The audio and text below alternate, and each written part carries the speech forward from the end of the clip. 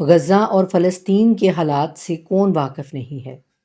ظلم و زیادتی کی انتہا کر دی گئی ہے۔ ایک خونی آندھی ہے جو صبح و شام غزہ میں چل رہی ہے، مگر افسوس کہ قرآن کے قاری خاموش، مسجدوں میں امامت کروانے والوں نے چپ سادھ لی ہے، اسلام اور امن کی باتیں کرنے والوں نے اپنی آنکھیں بند کر لی ہیں۔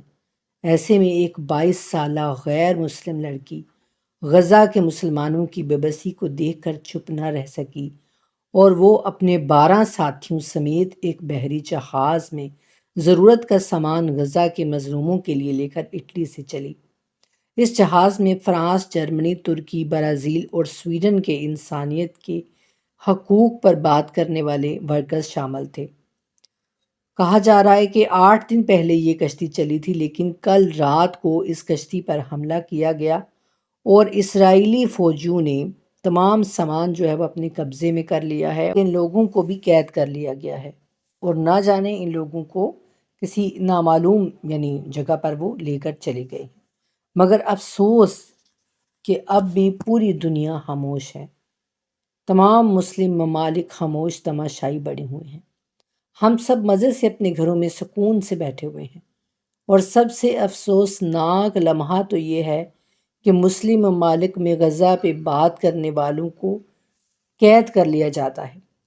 غزہ پہ بات کرنا جرم قرار دے دیا گیا ہے۔ آخر ایسا کیوں ہو رہا ہے؟ کیا قرآن ہمیں یہ سکھاتا ہے؟ کیا یہ اسلامی تعلیمات ہیں کہ اپنے ہی مسلمان بھائیوں کی مدد نہ کرو، مظلوموں کا ساتھ نہ دو؟ جانتے ہیں اس غیر مسلم لڑکی کے الفاظ کیا تھے؟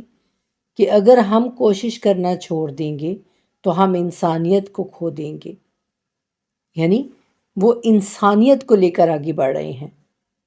ان کے پاس اسلام نہیں ہے، ان کے پاس رسول اللہ صلی اللہ علیہ وآلہ وسلم کا وہ اسوہ نہیں ہے کہ اپنے دشمنوں کو بھی معاف کر دو، اپنے دشمنوں کو بھی شربت پلاؤ۔ ان کے پاس ایسے اقوال نہیں ہیں، لیکن وہ انسانیت کو لے کر آگے بڑھ رہے ہیں۔ لیکن افسوس کہ ہمارے پاس قرآن ہے، ہمارے پاس اسلام ہے، ہمارے پاس رسول اللہ کا وہ مکمل دین ہے جس پر رسول اللہ نے ہمیں اپنی پوری زندگی گزار کے دکھائی، اسلامی تعلیمات پر عمل کر کر کے دکھائی۔ لیکن افسوس ہے کہ آج ہم سب خاموش ہیں، کسی میں بھی بات کرنے کی ہمت نہیں ہے، کوئی بھی بات نہیں کرتا۔ آخر ایسا کیوں ہو گیا ہے؟ کیا ہم نے اپنے رب کو جواب نہیں دینا؟ کہ ہم رسول اللہ کو کیا منہ دکھائیں گے؟ سمجھ نہیں آتی اس بات کی۔